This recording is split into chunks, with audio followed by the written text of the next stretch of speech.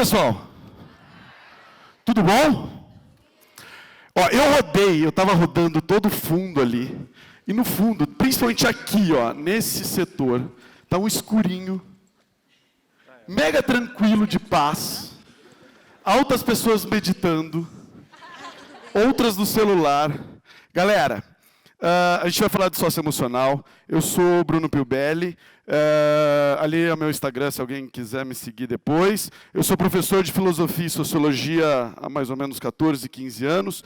Trabalho numa startup de inteligência artificial para letramento. E trabalhei na Somos muito tempo com o Durval. Amo o Durval de paixão, por isso que eu estava brincando com ele ali. Mas eu vou tentar falar um pouquinho com vocês sobre o socioemocional. E é um assunto bem complexo.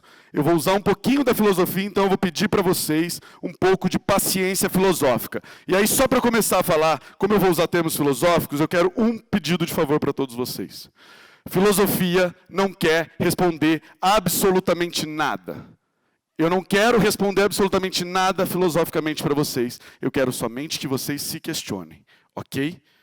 Perfeito? Nada do que eu disser filosoficamente aqui é de fato, nada do que eu disser aqui é de fato uma verdade, mas filosoficamente isso é pior ainda, ok?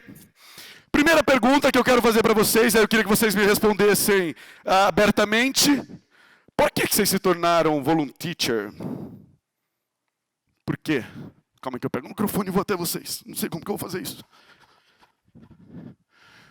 Por quê? Ali alguém. Calma aí. Ah, Camila.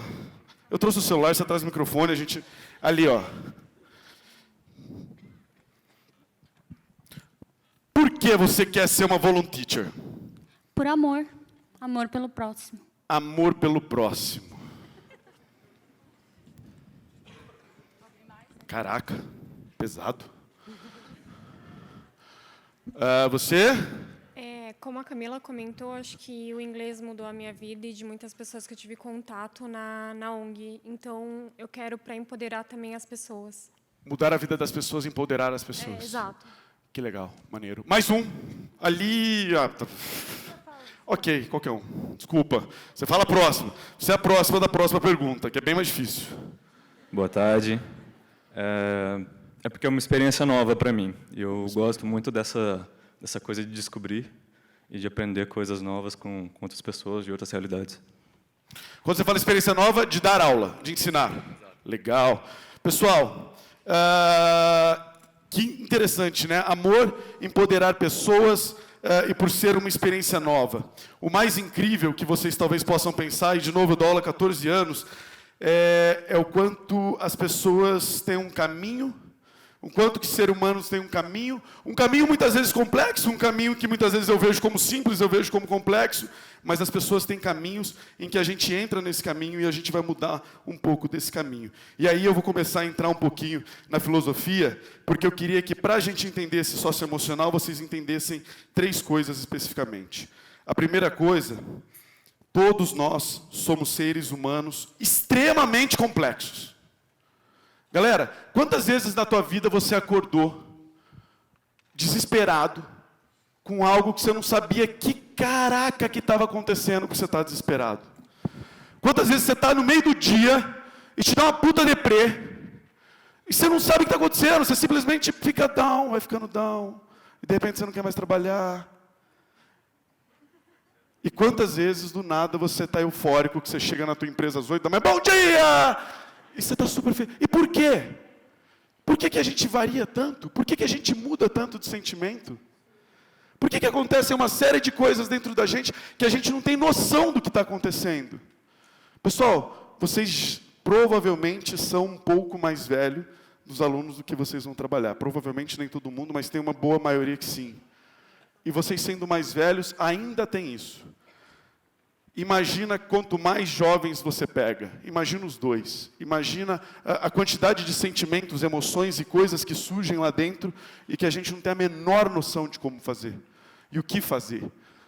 Esse é um primeiro aspecto para a gente começar a pensar em habilidade socioemocional. O segundo aspecto, aí sim, extremamente filosófico, sociológico, filosófico, mais do que é difícil viver porque somos seres complexos, é mais difícil ainda viver porque ao meu redor só existem outros seres complexos, obviamente.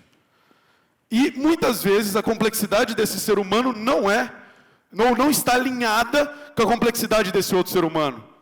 E aí, galera, é quando a gente tem treta. Ou não, ou amor também. Mas é um rolê meio estranho aí. Ok, eu estou no mundo onde eu sou complexo, e todo mundo é complexo, e aí a relação complexa, tudo, deixa tudo muito complexo, é um problema complexo da Camila. O que eu faço como professor? E aí, foi muito engraçado, porque... Como que vocês dois chamam? Eu esqueci o nome de vocês. Guilherme e Samuel. Na hora que o Guilherme e o Samuel subiram aqui, eles disseram um negócio que eu quase virei para o Duval e falei, Duval, eu não vou mais subir. Porque, basicamente, eles falaram tudo o que eu ia dizer. Eles disseram, os professores da CPM ouvem mais do que os meus professores normais. Se tem uma coisa que a habilidade socioemocional precisa, que o ser humano precisa, e que talvez seja a única coisa que resolva todo esse problema, é a questão de empatia. Os meus professores me ouvem mais, os meus professores sabem mais o que está acontecendo comigo. Galera, vocês vão para a sala de aula daqui a pouco, e se tem uma coisa que vocês têm que pensar muito antes de entrar numa sala de aula, é como ser cada vez mais empático.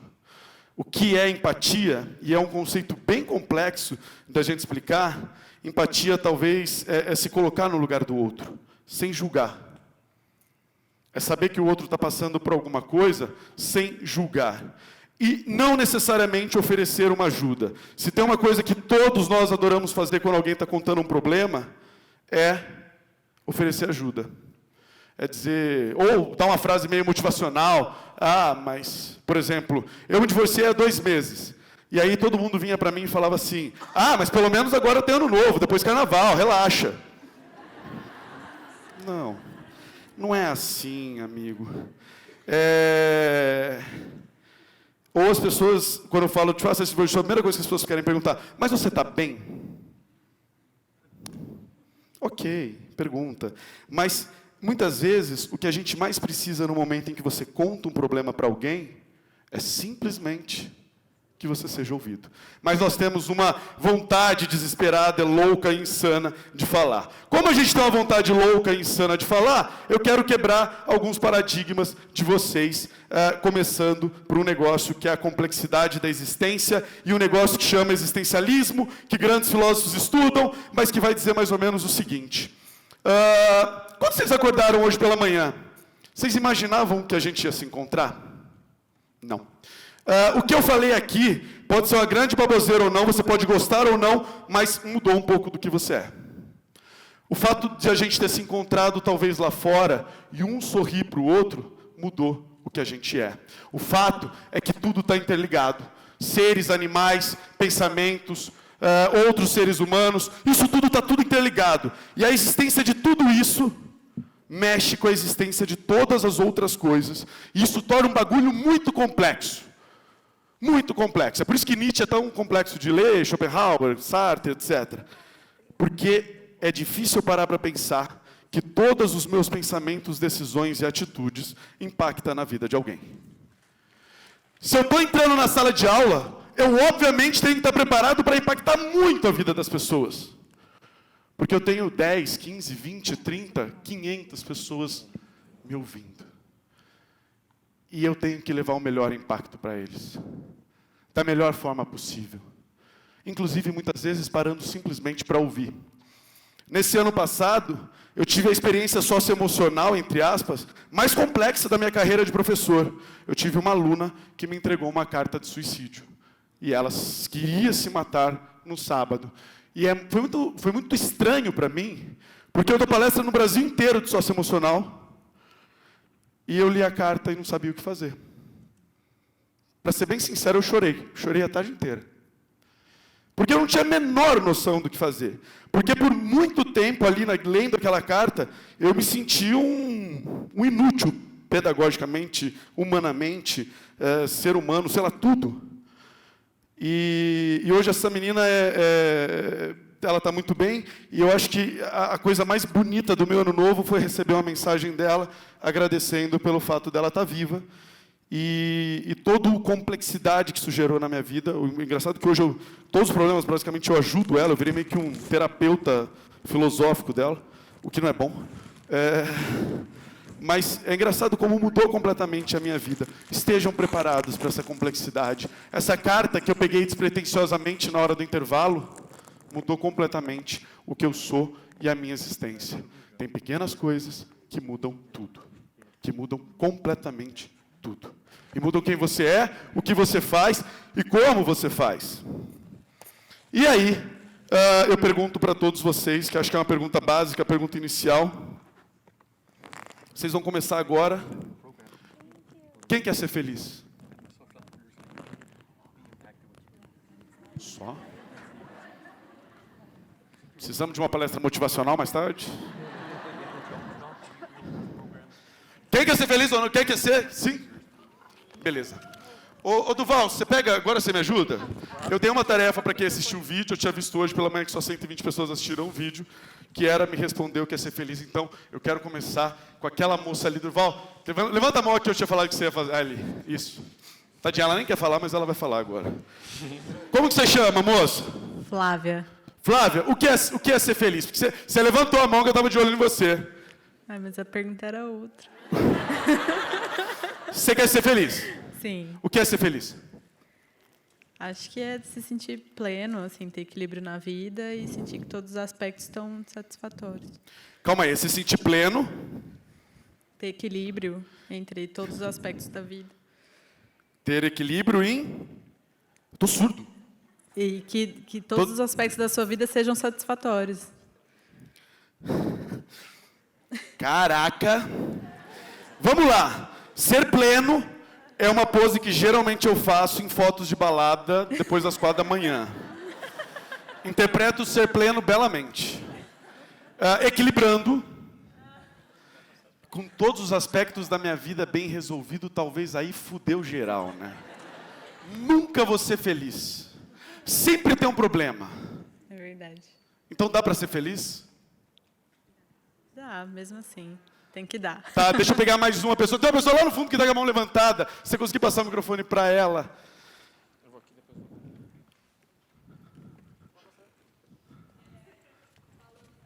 Calma aí que seu microfone não está funcionando.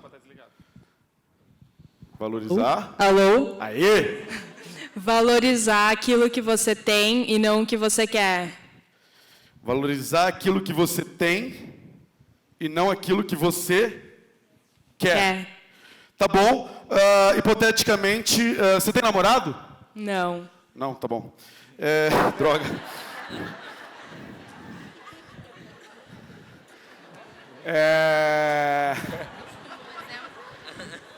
Pai e mãe?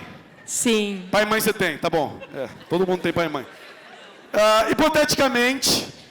Hipoteticamente, hoje, o seu pai e a sua mãe, os dois morreram neste momento, e é o que você tem agora. Ok, vamos valorizar isso? A gente valoriza o que eles conseguiram nos dar e nos ensinar. Que legal, que legal.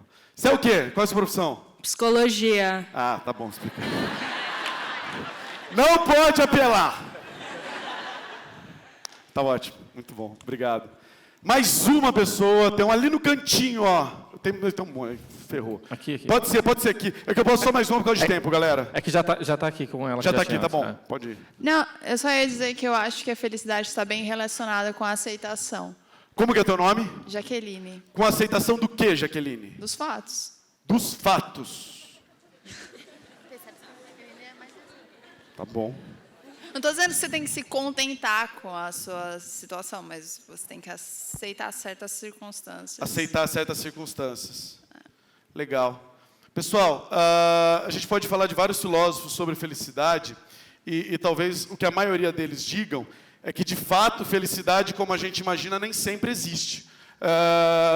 Eu vou passar muito rapidamente, mas se a gente for parar para pensar, existe uma pressão, e é engraçado que a primeira vez que eu perguntei quem aqui quer ser feliz, uma partezinha levantou a mão, E aí eu comecei a brincar com vocês, aí foram levantando a mão, até que eu fiz a brincadeira da palestra motivacional, e aí todo mundo levantou a mão. Porque a gente tem uma sociedade que exige que a gente seja extremamente feliz. Inclusive porque a gente tem livros motivacionais. Vamos aqui na primeira livraria que a gente encontrar, qual vai ser o setor primeiro que vai estar cheio de livro em promoções, todos os tipos, cores, sempre amarelos. Qual vai ser? Motivacionais, livros de autoajudas e etc, etc, etc. Porque eu sou obrigado a ser feliz. Até para ser feliz eu meio que sou obrigado socialmente. Se eu aparecer triste em algum lugar, fudeu. Fudeu. Vai triste no rolê para você ver. Não rola. Você sempre tem que estar muito bem, você sempre tem que estar bem-humorado, meio que te exigem isso, meio que exigem que você tenha tudo isso. E galera, vocês vão entrar na sala de aula. E aí, infelizmente, na sala de aula não dá para estar triste. Uma das coisas que a gente sempre fala em formação de professores, mantenha 50% do que você é em sala de aula como um ator, como um personagem. Porque vai ter o dia que seu personagem vai ter que te erguer. Porque o aluno não tem culpa do que você está passando, o aluno não merece o teu mau humor. O aluno merece conhecimento. Então você precisa ter metade personagem, metade ser humano de verdade. Não seja só personagem e não seja só ser humano. Tenta equilibrar os dois. Porque uma sociedade exige isso e, de certo momento, em alguns lugares a gente realmente tem que ser. Tem um filósofo muito legal que chama Spinoza, e que ele vai falar que felicidade nem sempre existe, o que existe é alegria. E talvez os que vocês falaram, na maior parte das vezes, é o conceito de alegria, que é o que Spinoza chama de potência. Que é mais ou menos o seguinte, Spinoza fala que tem uma linha aqui embaixo, que é a linha da morte. Passou dela, tipo videogame, morreu. Você tem uma linha aqui em cima, a linha oposta à morte. A linha mais longe da morte. Pense o seguinte, eu odeio acordar cedo. Hoje eu acordei, sei lá, 7h30 da manhã, porque eu precisava ir correr. Não sei porque eu precisava, mas acordei. Na hora que eu acordei, a linha da morte está aqui. A minha energia estava aqui. Se eu chutasse a quina da cama, eu morreria. É verdade. Potência baixíssima, merda de potência. Aí eu fui e me arrumei e comecei, tomei café. E aí eu fui correndo a potência aumenta um pouco, nem tanto, cai um pouco depois, vai caindo. Tomei um banho e agora eu estou aqui falando com vocês, potência alta. Eu tenho certeza absoluta que nesse momento, porque é uma coisa que eu amo fazer, é dar aula e conversar, eu estou no ponto mais oposto à morte. Eu estou mais longe de morrer. E isso é alegria. Pensa num date por WhatsApp. Mandei a mensagem, potência alta. 3 horas, 2 cheques azuis e não temos resposta. Potência vai caindo, 3 horas eu acho que eu vou morrer. E aí você começa aquele dilema, mando outra ou não? Se eu mandar outra, parece que eu sou... o quê? Psicopata, caraca. Quem manda 3 mensagens direto no WhatsApp é psicopata. Gente, eu acho que eu sou meio psicopata. Aí a sua potência começa a cair, chegando próximo da morte, e vem uma resposta. A resposta é uma proposta de um date. Sobe um pouquinho, chega no date e não tem ninguém. Mas de repente a pessoa chega, e na hora que rola o primeiro beijo, você está ao lado mais longe possível da morte. Isso é o conceito de alegria para Spinoza, isso é o conceito de potência para Spinoza, e que talvez a maior parte dos nossos momentos que a gente lembra como momentos felizes, na verdade, eram momentos de alegria, eram momentos de potência. Opa! Nossa, eu fui lá para o final. Desculpa, galera, vocês vão ver toda a minha apresentação. Talvez mais importante do que ser feliz, e o que a sociedade deveria exigir, mais do que ser feliz, é ser. Só ser. Ser é infinitamente mais relevante do que ser feliz. Porque quando a gente está vivendo, quando a gente está fazendo as nossas coisas, quando a gente se dispõe a ensinar crianças a falar inglês, jovens a falar inglês. Pô, galera, eu garanto para vocês que vai ter um compromisso animal, um rolê animal no dia que vocês tiverem que dar aula. E que vocês vão ficar putos. Mas vocês vão chegar para dar aula e a aula vai ser animal. E vai ter valido a pena tudo aquilo. Tem uma pesquisa muito interessante que fala qual é o momento da maior felicidade da parte materna. A maior parte das mães, ou tem um grande índice de mães que falam o amamentar. Eu nunca fiz isso, obviamente, mas várias mulheres. É extremamente dolorido, não é? Extremamente dolorido. nem sempre que aquilo que é feliz, que é bom, que é alegre, tem que ser necessariamente perfeito. Existem várias coisas que são extremamente alegres e não são boas, porque exigiram que você vivesse, exigiram da tua existência, exigiram de você mudar as pessoas, exigiram de você simplesmente ser. E isso é, talvez, a coisa mais importante que a gente pode ter. E a partir do momento em que você se dispõe a ensinar isso para os seus alunos, que não precisa necessariamente ser feliz, que você pode simplesmente deixá-los ser, existir. Quem eles são, da maneira que eles são, sem julgar, a vida torna mais bela, as coisas se tornam, inclusive, um pouco mais felizes. E aí, o Fer, grande poeta Ferzinho, faz um poema maravilhoso, Fernando Pessoa, que fala muito disso, e aí eu queria ler ele para vocês. Nem tudo é dia de sol, e a chuva, quando falta muito, pede-se. Por isso, toma a infelicidade como felicidade, naturalmente, como quem não estranha que haja montanhas e planícies, e que haja rochedos e ervas. O que é preciso é ser-se natural e calmo, na felicidade ou na infelicidade. Sentir como quem olha, pensar como quem anda. E quando se vai morrer, lembra-se do dia que morre. E que o poente é belo, e é bela a noite que fica. Assim é, e assim que seja. A vida é muito mais ser, a vida é muito mais olhar como as pessoas andam. A vida é muito mais simplesmente deixar a gente viver. E é isso que eu preciso levar para a sala de aula. Falar de habilidades socioemocionais, podem dar um monte de técnica disso. Mas a principal técnica que a gente precisa ensinar de habilidades socioemocionais é permitir que os nossos alunos vivam. E vivam. Ponto. Sem julgar eles. Sem querer que eles sejam totalmente felizes. Fazer com que eles entendam realmente o sentimento deles. Mas entender, não julgar. Geralmente a gente julga os sentimentos. E aí eu pus aqui vários sentimentos que geralmente a gente julga. Amor. Amor tem que ser perfeito. Amor tem que ser lindo. Um date tem que ser maravilhoso. Vinho, sei lá. Jantar romântico. Precisa. O que é amor? Sem ser psicólogo, agora não pode psicólogo responder. O que é amor?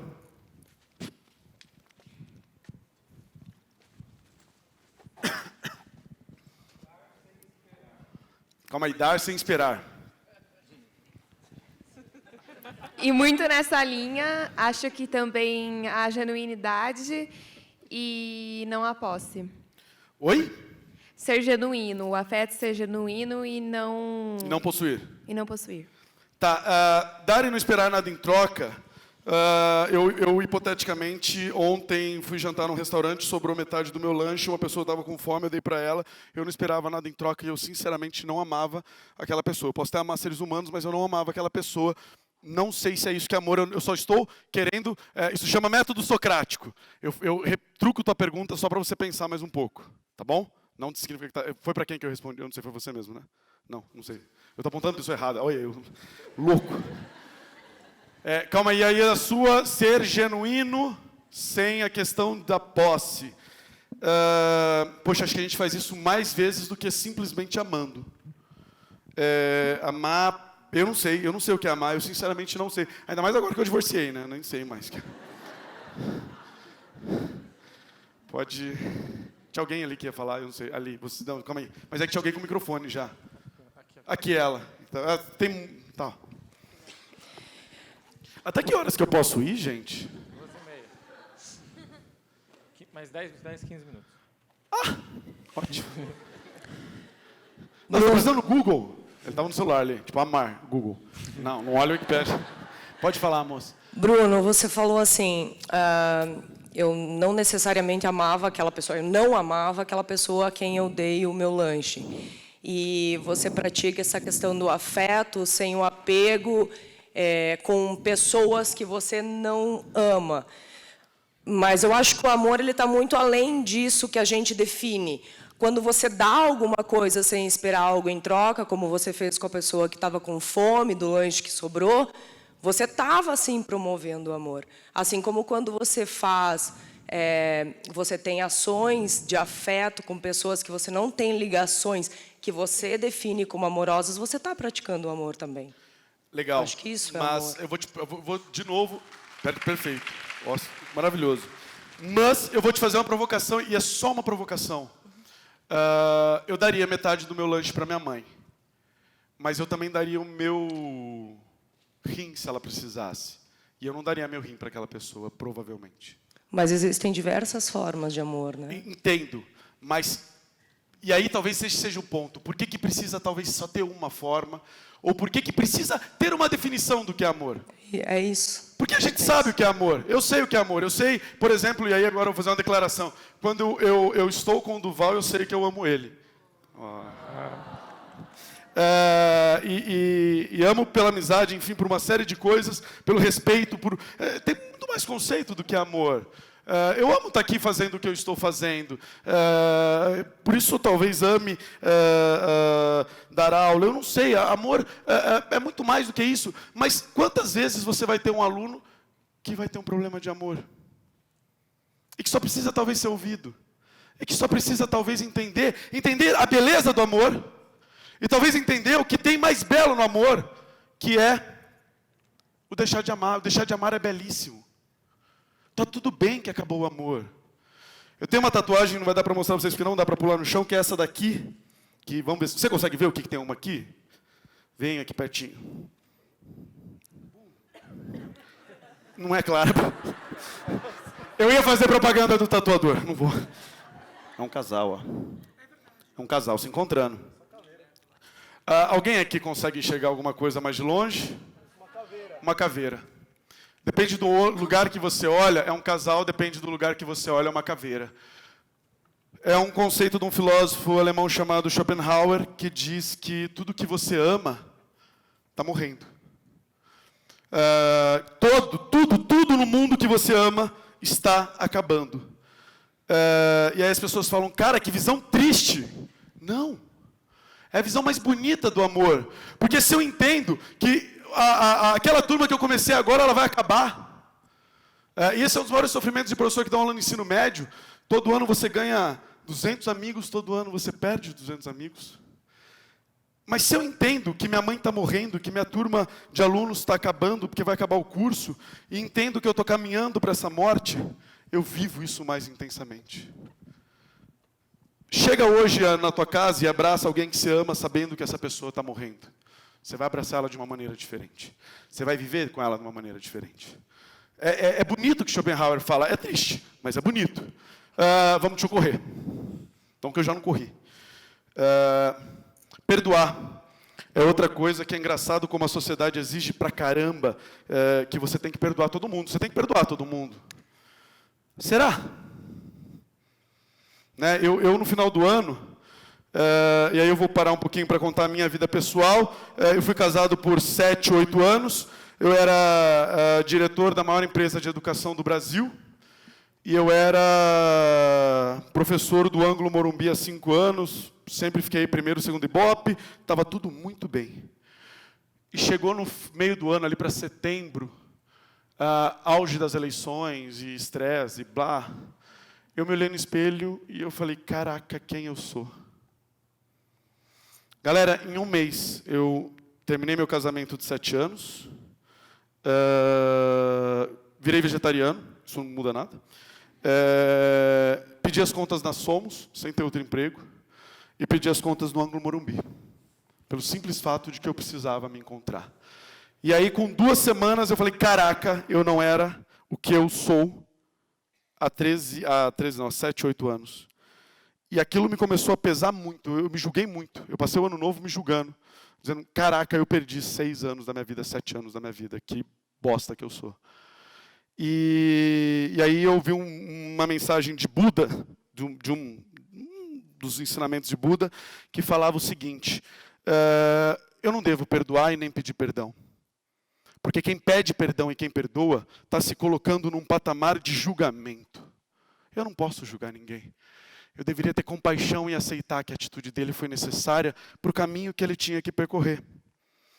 aquilo que eu passei, os meus 7 anos, que eu considero muito ruim, foram necessárias para que eu chegasse até o espelho, me olhasse e dissesse que aquilo não é quem eu queria ser. E está tudo bem, foi maravilhoso.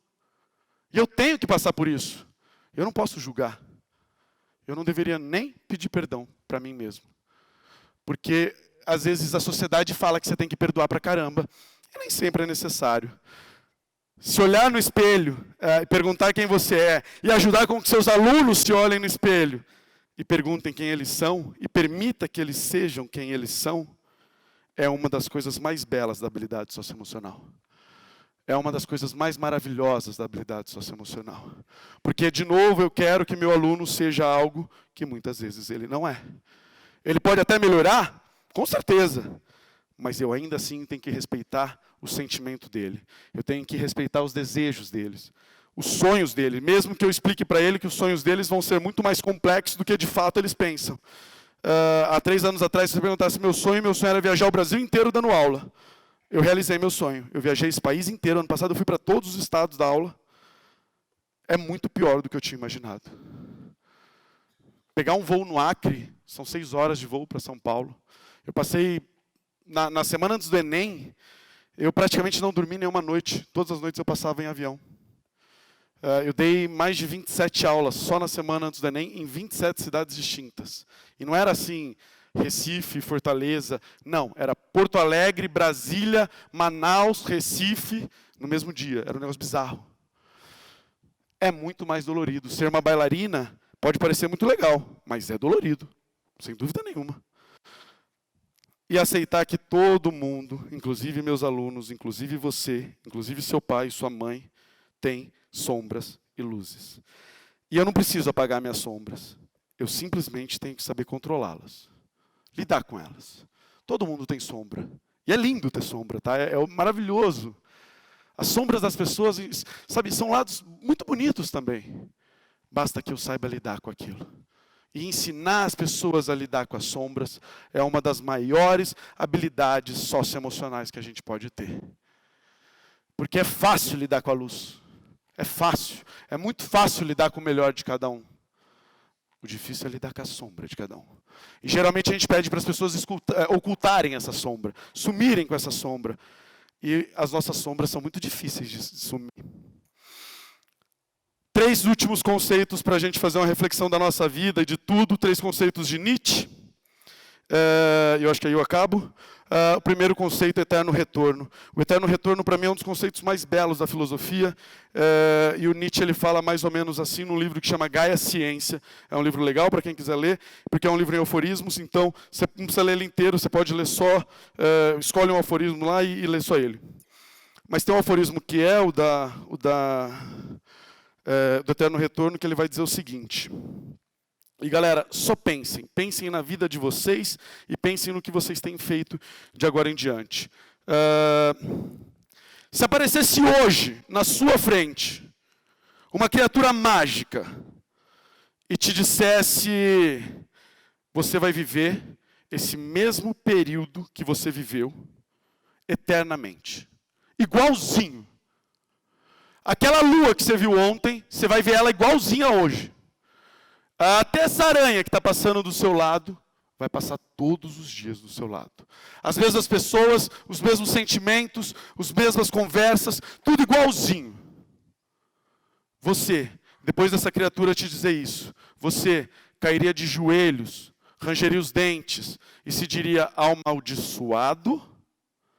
Ou você ficaria pleno, olharia para essa criatura e diria, você é um grande Deus.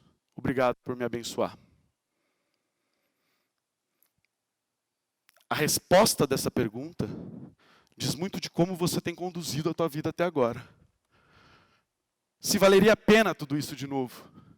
E é engraçado quando a gente para pensar que talvez uma das maiores características da felicidade é uma relação que ela tem com o tempo. E que tempo, na verdade, existe o passado, que é o tempo que não existe mais, o futuro, que é um tempo que não existe e sequer talvez vá existir, e o presente, que é o tempo que deixa de ser a cada instante. Então, não tem agora. E agora acabou, já foi, já virou passado. E a felicidade tem essa ligação com o tempo. Eu falo, ser feliz é aquilo que eu vou viver, ou ser feliz é aquilo que eu fiz. Eu fui feliz quando eu dancei, e eu serei feliz quando eu vou fazer aquilo. Sempre tem uma relação direta com o tempo. Sendo que felicidade, como eu tinha dito para vocês, é muito mais o agora. E por isso que esses dois conceitos do Nietzsche, que agora estão ligados, amor fati e o super-homem, algumas traduções vêm como super-homem, outras como além do homem. Amor fati é simplesmente aceitar o teu destino. O teu destino propõe coisas tão divertidas que você nega. Nega para você estar cansado, nega para você estar de mau humor para ir para o rolê. Às vezes, aquele dia que você estava de mau humor para ir para o rolê, ia ser o melhor rolê da vida. Mas você negou o que o destino te propôs. Podia ter curtido pra caramba. É óbvio que aqui você entra numa vibe de também virar louca do rolê total, né? Pensa eu, 3 meses solteiro. Eu tô, um pouco. Me controlei muito ontem para não ir na balada, tá? Porque senão eu fico rouco. E o além do homem é quando você consegue viver isso de maneira plena e ainda respeitando algumas questões morais tua. Então é um pouco mais complexo do que isso, não daria para a gente aplicar. Pessoal, só por que vocês devem fazer tudo isso na vida de vocês e na vida dos seus alunos? E aí eu vou usar um conceito do grande Aristóteles de potenciato. Tudo que é uma potência vai um dia se tornar um ato, uma semente vai se tornar uma árvore. E qual é a nossa maior potência? Morrer. É o que a gente vai se tornar daqui a pouquinho. Eu nasci aqui, 9 de dezembro de 1985, e eu vou morrer em qualquer lugar da linha da minha vida que está entre aqui e para lá. Eu não sei aonde eu vou morrer. Hoje eu estou aqui. Sabe o que eu faço a maior parte das vezes? Eu viro e falo, e quem não disse isso, tá? Caraca, segunda-feira, 10 horas da manhã. Caraca, quinta-feira, puta happy hour, podia chegar logo, hein? Minhas férias. Caraca, quem não quer que as férias cheguem? Galera, desejar as férias estão ali, ó. No final é o quê? Minha morte está lá. É desejar estar mais próximo da tua morte. A gente deseja o futuro. A gente deseja o além. A gente sempre quer chegar logo em momentos que a gente imagina que vai ser legal e nem sempre vai ser legal do nosso futuro. Mas a gente está envelhecendo, a gente está caminhando para cá. Né? O professor Clóvis de Barros fala uma coisa que é maravilhosa. Eu não deveria chamar aquele momento em que eu acho que eu sou feliz com os colegas da minha empresa de happy hour. Happy hour é agora. Happy hour é agora. Se eu não estiver aqui dando o melhor de mim, sendo o melhor que eu posso ser, nunca eu vou conseguir ser feliz, ou nunca vou conseguir estar alegre. Já que eu estou aqui, vamos fazer o melhor. Já que eu estou dando aula, eu vou dar a melhor aula possível.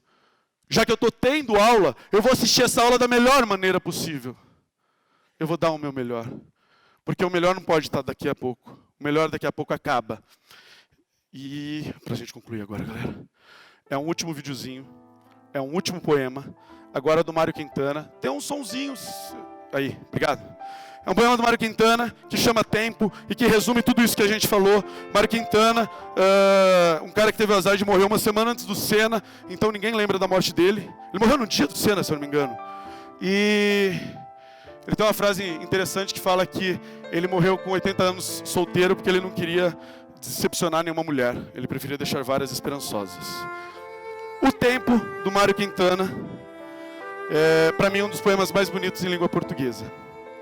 A vida é o dever que trouxemos para fazer em casa. Quando se vê, já são 6 horas. Quando se vê, já é sexta-feira. Quando se vê, já é Natal. Quando se vê, já terminou o ano. Quando se vê, perdemos o amor da nossa vida. Quando se vê, passaram 50 anos. Agora é tarde demais para ser reprovado. Se me fosse dado um dia, uma outra oportunidade, eu nem olharia para o relógio. Eu seguiria em frente e iria jogando pelo caminho a casca dourada e inútil do tempo.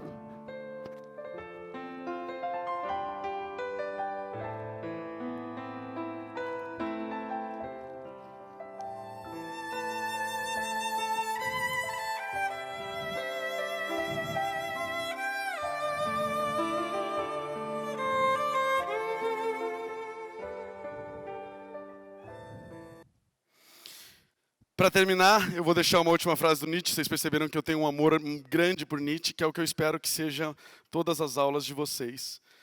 E que vocês ensinem isso muito para os seus alunos. E aí não é Nietzsche falando, na verdade é Zaratustra, e a gente tem que sempre citar o Zaratustra, que é: e aqueles que foram vistos dançando foram julgados insano por aqueles que não podiam escutar a música. Que no mínimo vocês ensinem todos os seus alunos a escutar a música. Às vezes, escutar a música, para que você consiga olhar o ser humano por inteiro, é infinitamente mais importante do que dançar. E aí eu não julgo mais ninguém de insano. Eu simplesmente entendo que as pessoas estão dançando. Escutar a música é a parte mais bonita da vida. É empatia. Resume o que é empatia. Não tem ninguém insano. Existem simplesmente pessoas que não conseguiram escutar a música e compreender a dança. Que vocês consigam viver como Zaratustra diz e que vocês consigam cada vez mais ensinar isso para os seus alunos, principalmente a viver, a dançar loucamente. Muito obrigado de novo, CPM, pela oportunidade de falar para vocês. Obrigado.